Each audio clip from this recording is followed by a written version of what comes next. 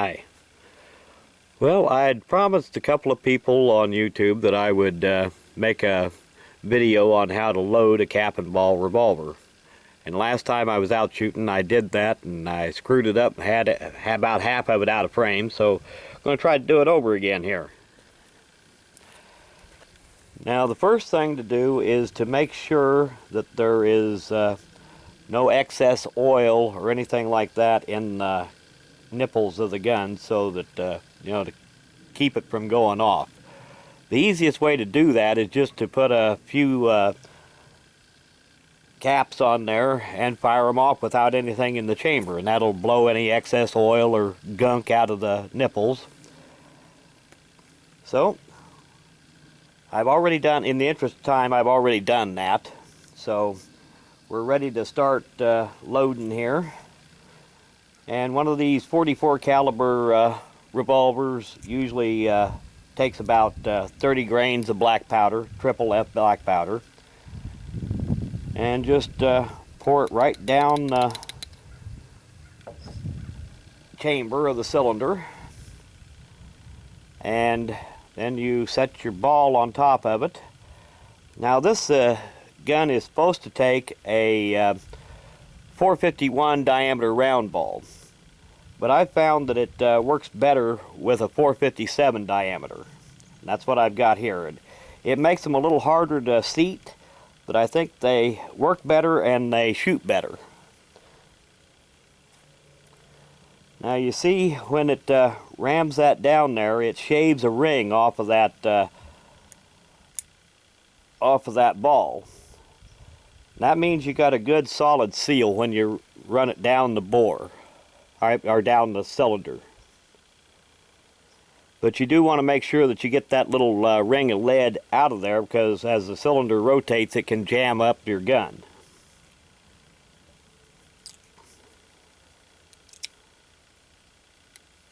So you just repeat the process for however many chambers you want to load. Now some people will put a wad underneath the ball. Now I don't do that. Another way of doing the same thing is to put lube over the top of the ball. And that's what I usually do. And you try to get the black powder compressed. So don't be afraid to ram the ball down on the powder hard. Now, if you're using black powder substitute, you don't want to do that. You don't want to compress the load.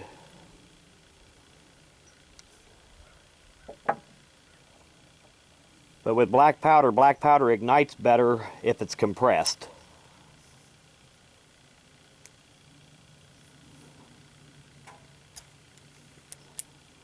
And again, make sure that you get that ring of lead out of there.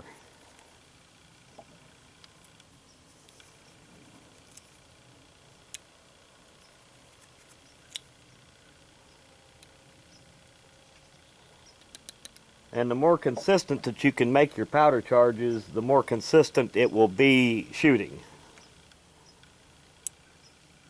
You know, you'll have different points of impact if you got 30 grains in one cylinder and 25 in another.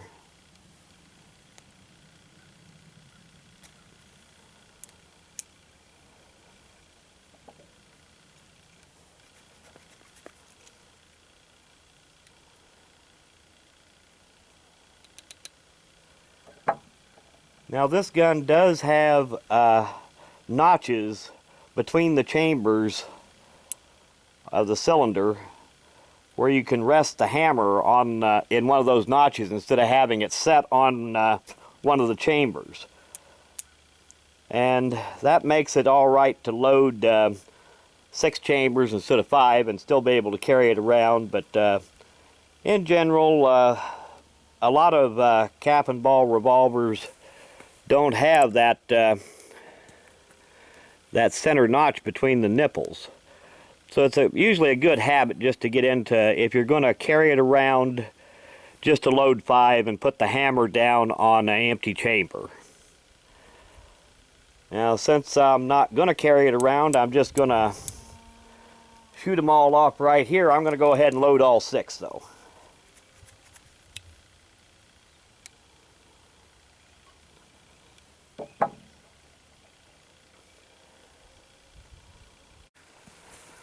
Now the next step after you got your powder and your balls seated is to, since I didn't use any patch or wad underneath of the ball, is to put some kind of lube over the top of the ball.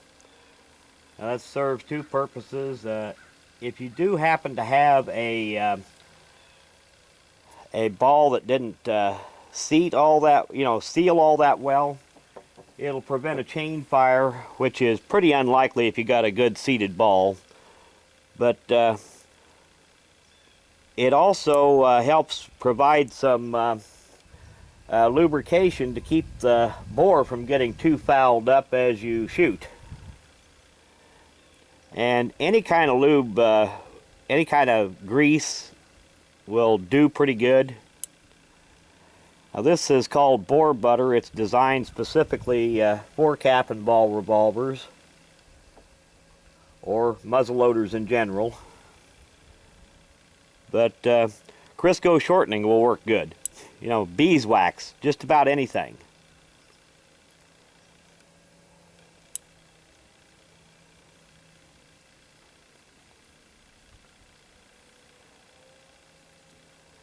And don't be afraid to put her on thick, because it will help reduce the fouling in the bore of the gun.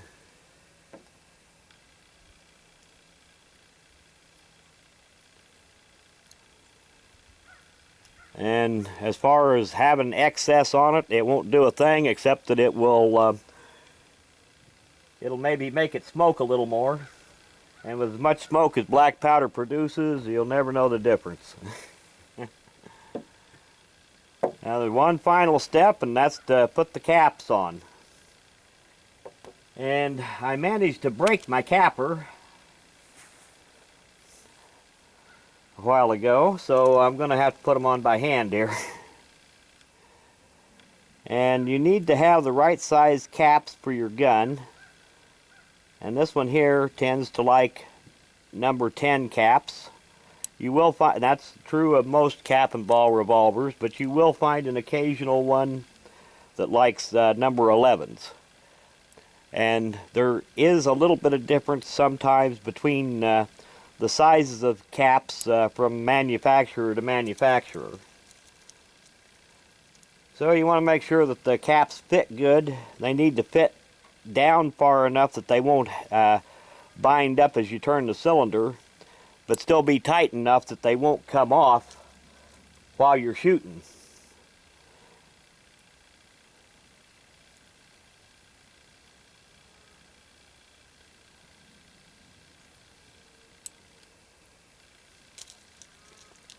This would be much simpler if I hadn't broke that capper.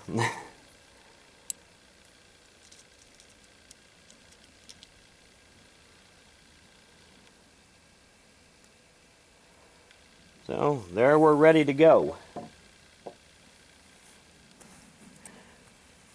Now I'm going to set up that steel target and we'll see if we can hit anything with this thing. Okay, I got the steel target set up, and I did another video previously where I was filming from behind the gun, shooting at targets. So this time I'm just going to try to give you a side view of it firing. If I can get everything in frame here.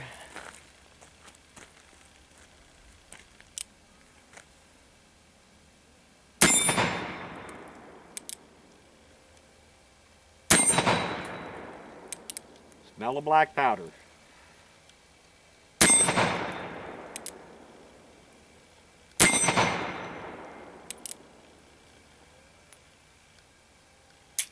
Oh.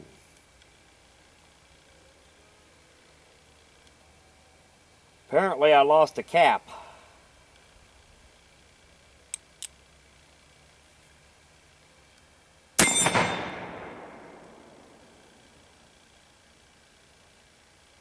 So I still got me a loaded chamber here. I'll see if I can get me another cap here and get that one to go off too. That will happen occasionally. Get a cap that comes off on you, or one that will fragment and jam up your action as you try to rotate the cylinder.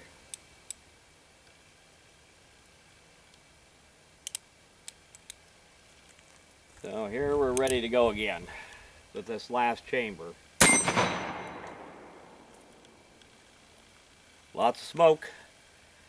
A lot of people will use black powder substitute. I've never used the stuff myself. Always figured you went to the trouble of getting a reproduction of a nice antique firearm. You want to do it the way the old timers did. But that's just me. I suppose there's nothing wrong at all with using black powder substitute.